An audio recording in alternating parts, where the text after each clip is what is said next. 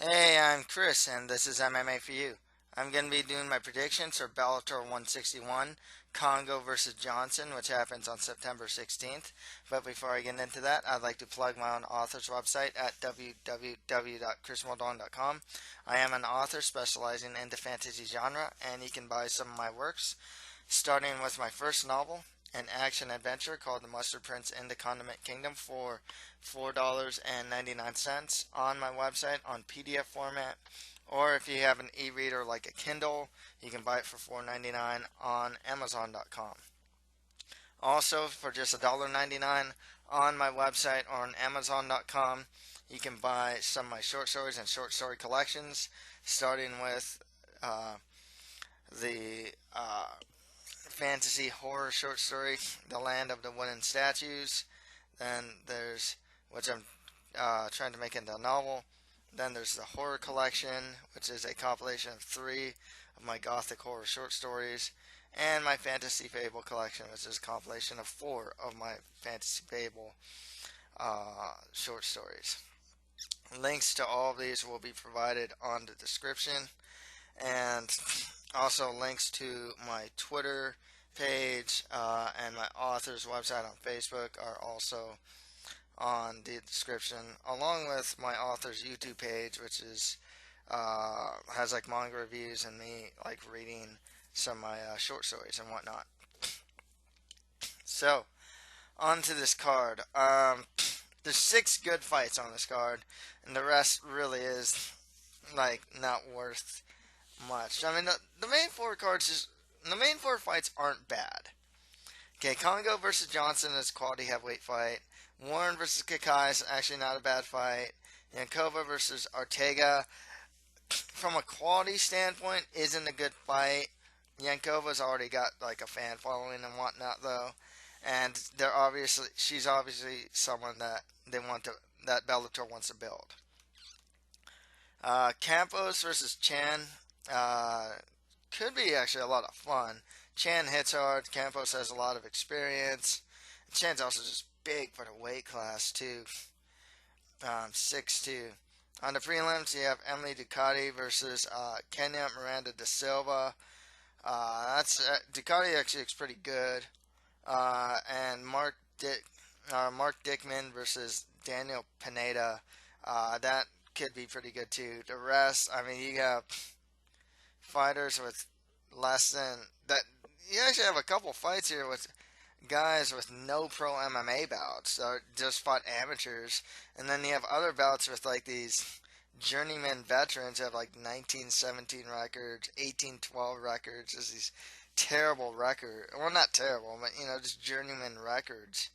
Um, and just to tell you, uh, a lot of those fights on the prelims are with fighters that I have not seen footage of. Uh, Actually, anything past the 6th fight, I pretty much have not seen any footage of these guys. Let's get started. In the main event, Cheick Kongo fights Tony Johnson. Tony Johnson, 10-2 record, 5 wins by KO TKO, 5 wins by decision. He's 30 years old, 6-1 on a 3-fight win streak, training out of AKA. Johnson's his biggest strength is wrestling. He does have good ground and pound as well, and his stand-up is improving. But like from the fights I've seen from his bread and butter is the wrestling. He had one of the biggest wins of his career over Volkov, mainly utilizing wrestling. If he gets his opponent against a cage, he's good at completing takedowns there. Cheick Kongo, 24-10 record with 2 draws, 12 wins by KO or TKO, 4 wins by sub. He also has 3 losses by KO or TKO. 41 years old. He's 6'4" on a 2-fight win streak. He was recently beating Vinicius Spartan. Kongo is mainly a stand-up fighter. He is really heavy-handed, gets good kicks and strong knees. He has a lot of power in his strikes. His wrestling is improving, but his chin, I'd say, is deteriorating. One thing about his wrestling that's interesting is when he fights a striker or a guy that's really just trying to throw hands or just strikes at him, he'll go to his wrestling a lot. He saw it in the UFC. Um, and you see it in Bellator. He'll always go for a more grinding performance. He actually beat Volkov the same way. Just took him down and grinded on him. When he knows he has a striking advantage, he will use that advantage to its fullest. When he fought Vinicius Spartan, though, I think he had a pretty hard time and barely eked out a split decision win there. This one's interesting just because Kongo historically doesn't do that great against wrestlers. Like I'm thinking like King Mo Lawal. He's able to take him down, grind him down, and get the win over him. Because one thing about Kongo is he becomes a little too worried about the takedowns. There it is. He becomes a bit worried about the takedowns, and his offense gets really limited. Sometimes he can be hard to take down, but then like I said, he won't reciprocate by throwing much. That's so. This one's tough to call because Kongo has a more experience and has a striking advantage, but his chin isn't that good. It's getting older, and wrestling's generally been his weakness. Tony Johnson, good wrestler, improving stand-up, but besides a win over Volkov, I can't really say that he's like that tested yet. With that said, though, I am going to go Tony Johnson to win by decision. Just there's a stylistic matchup that I don't think necessarily favors Kongo. Just like I said, historically he just doesn't do that good against guys that are trying to really take him down. He will have the striking advantage, but like I said, his volume kind of decreases as he's trying to defend takedowns. You know, I can see Johnson getting him down. Kind of more of a grinding performance. I wouldn't be surprised if it's a bit similar to the Volkov fight. But, yeah, Tony Johnson by decision. So right after that, Sirwan Zohan Kakai fights Joe Warren. Joe Warren, 13-5 record, 3 wins by KO or TKO, 1 win by sub. He also has 2 losses by KO or TKO and 3 losses by sub. 39 years old, he's 5'5", and he's a former Bellator featherweight and bantamweight champion. He's trading losses and wins right now, most recently losing to Darian Caldwell, as he's just getting killed by that guy pretty much. Joe Warren, Olympic level Greco guy. Yeah, right? It's Greco, because, I mean, a lot of the takedowns he uses in MMA is Greco-Roman. It's like from the clinch. He has really strong wrestling. If he gets you up against a cage, he's really hard to get off. He has really strong top control, too. When he's on top, he's really good at staying on top. His stand-up offensively is good. His defense is terrible. The guy has some of the worst defense I've ever seen. Sirwan Kakai, 12-4 record, 4 wins by KO or TKO, 6 wins by sub, 26 years old. He's 5'6" on a 2-fight losing streak. Was recently losing to Joe Timanglo. Timanglo? Yeah. I think I pronounced his last name wrong. He trains out of ATT. And Kakai is pretty much one of those, kind of like a jack of all trades, master of none. His stand-up's good. It's solid, His grappling, also not bad, both offensively and defensively. There's no real standout skill with him. I was actually really surprised at his performance against Joe last time out, too. He didn't throw a lot.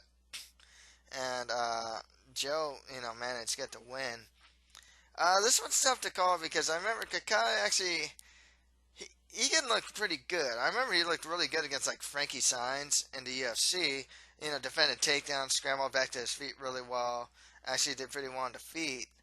But then he'll have other performances that are just all right. Joe Warren, if anything, he's consistent with what he wants to do.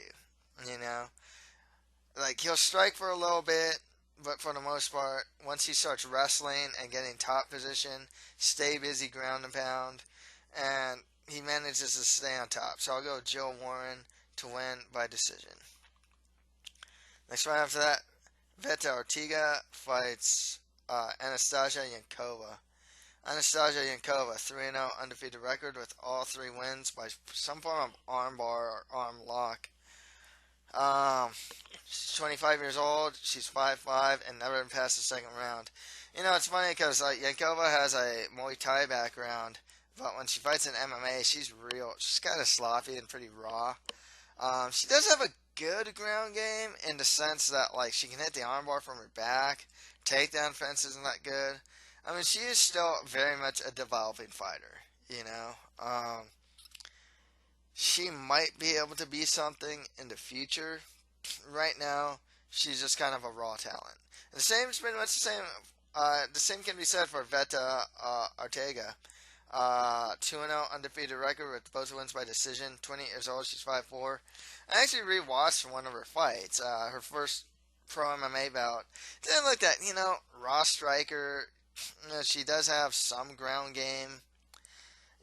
Everything was just kind of decent. Very raw and not really put together. With that said, I'll go with Anastasia Yankova to win, probably by like a submission. I think Yankova, I think is probably a little farther along than Veta. Still really raw though. But yeah, Bellator's trying to promote her, give her opponents that are of equal, if not lesser, experience level. And yeah, Yankova though, she's just raw. I mean, she's not even like, I can't even say she's a solid fighter at this point. And that's why I'm not like even that confident to pick her in this in this fight. But yeah, Anastasia Yankova to win by sub. Next right after that, Derek the Stallion Campos fights Djamil Chan. Djamil Chan, 12-2 record, 9 wins by KO TKO, 1 win by sub. 26 years old, he's 6'2" on a 7-fight win streak. His stand-up's good. He hits hard. He knocked out Patishnak in his last fight. His ground game's not that good, though. Doesn't seem to always know what to do off his back. Still very much a prospect. Tall for the weight class, 6'2" and 155.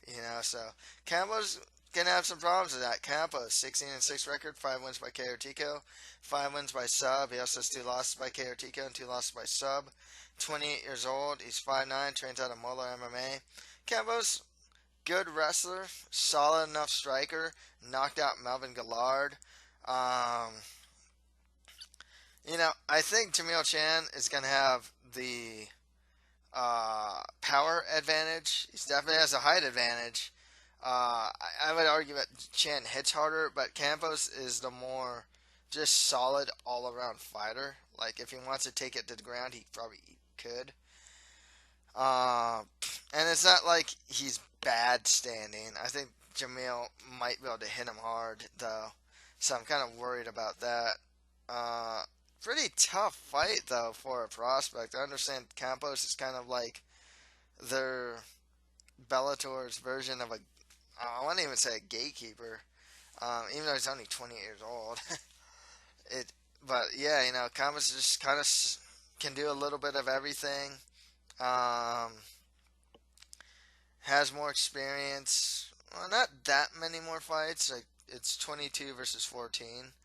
But still, on the bigger stage, too, Campos, has fought, like, Chandler, Gillard, and whatnot. So, with that said, I'm going to go Derek Campos to win. I'll even go by sub. I think that Campos can take the fight to the ground and possibly get the submission. Okay, next fight after that, on the prelims, Emily Gordina Ducote fights Kenya Miranda da Silva. Sorry to say, I've not watched any video of Miranda da Silva. I just know she has a 2-2 record, 1 win by TKO, 1 win by sub. 28 years old, she's 5'6", and trading wins and losses.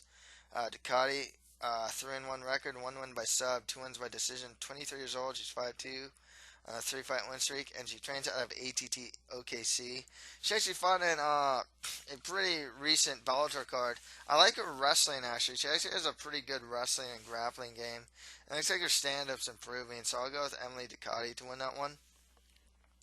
Next fight after that, Mark Tricky Dickman fights Daniel Pineda. Pineda, 21 and 12 record, 6 wins by KO TKO, 15 wins by sub. Also 6 losses by sub, 31 years old. He's 5'7", and he is a finisher. He's a guy that takes a lot of risk. He has a really good, like, BJ. Like, he really just goes for the sub a lot. And he has a particularly good Kimura. Um, among other weapons. His stand-up's more wild than anything else. His cardio's kind of bad because he really puts like everything into his offense, whether it's striking, trying to get the fight to the ground or whatnot. Dickman, 11 and 2 record, 7 wins by KO TKO, 3 wins by sub. 32 years old, he's 5'9" on a 2-fight win streak. Dickman's, solid. His stand-up's pretty good. His grappling's not too bad. But with that said, I gotta go with Daniel Pineda to win this one, probably by sub. Next fight after that. So from here on out, have not watched. I'm just coin flipping here. Have not watched video of any of these fighters, or if I have, I don't particularly remember them. So let's just get this on. Waylon Brunstrup fights Garrett Scott. Brunstrup has a 0-1 record with that one loss by sub. Garrett Scott 1-0 record with that one win by TKO. 33 years old. He's 2-0 as an amateur with one win by TKO as an amateur and one sub as an amateur. So I'll go with Garrett Scott to win that one. Next fight after that, Jose Guerra fights Matt Mazurek. Guerra 0-2 record, one loss by TKO, one loss by sub. He's on that 2-fight losing streak, obviously. Matt Mazurek 3-3 record, 2 wins by KO TKO, 1 win by decision. 32 years old, he's 5'10". I'll go with Matt Mazurek to win that one. So after that, Ray Trujillo fights James King. James King, 15 and 17 record, 1 win by KO, 7 wins by sub. He also has 7 losses by KO or TKO and 5 losses by sub. 34 years old, he's 5'10" on a 6-fight losing streak. He actually within that streak, one of his losses is to Ray Trujillo. Ray Trujillo, 19 and 17 record, 13 wins by KO or TKO, 1 win by sub. He has 6 losses by KO or TKO, 5 losses by sub. 34 years old, he's 5'10". Goes to Ray Trujillo to win that one. Let's right after that, Warren Stewart fights Nick Gonzalez. Gonzalez, 18 and 12 record with 1 no contest. 6 wins by KO or TKO, 3 wins by sub. Has his 2 losses by KO or TKO and 5 losses by sub. 35 years old, he's 5'6" on a 2-fight losing streak. Last fought in September of 2013 against jeez, how did I forget the guy's name?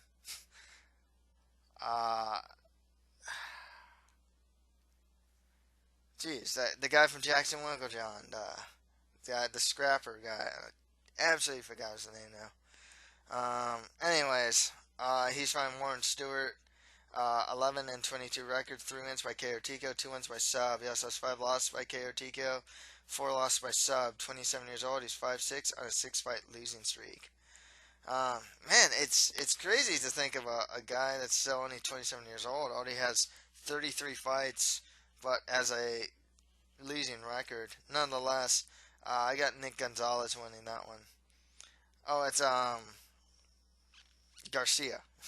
Yeah, that was the guy I was talking about. Anyways, next round that Armando Villareal fights Tommy Burghart. Burghart has no pro MMA bouts. He's 2-1 as an amateur with both wins by sub as an amateur. Armando Villareal, no pro MMA fights. 4-1 as an amateur. 2 wins by TKO as an amateur. 1 win by sub as an amateur. I'll go with Armando Villareal to win that one. Finally, Jonathon Taylor fights Sean Clements. I haven't seen any record of Jonathon Taylor. With Clements, no pro MMA bouts. 3-0 as an amateur with 1 win by TKO as an amateur and 2 wins by decision as an amateur. So I'll go with Sean Clements to win that one. Okay, to recap, I have Tony Johnson beating Cheick Kongo by decision. Joe Warren beating Sirwan Kakai by decision. Anastasia Yankova over Veta Ortega by submission. Derek Campos over Djamil Chan by submission. The prelims, I have Emily Ducote beating Kenya Miranda de Silva. Daniel Pineda over Mark Dickman. Garrett Scott beating Waylon Brunstrup. Matt Mazurek beating Jose Guerra. Ray Trujillo over James King. Nick Gonzalez over Warren Stewart. Armando Villareal over Tommy Burghart. And Sean Clements beating Jonathan Taylor. So that's pretty much it for my predictions for Bellator 161, Kongo versus Johnson. If you have any comments, just leave them below. And please check out my website at www.chriswaldon.com and check out some of my works, starting with my first novel, The Mustard Prince into Condiment Kingdom, for $4.99 on my website or on Amazon.com. And check out my short stories and short story collections for just $1.99 on my website or on Amazon.com, starting with The Land of the Wooden Statues. Then there's the horror collection, and finally the fantasy fable collection. And links to all these will be in my description. So yeah, check those out if you can. So that's pretty much it for MMA for you. Thank you guys very much.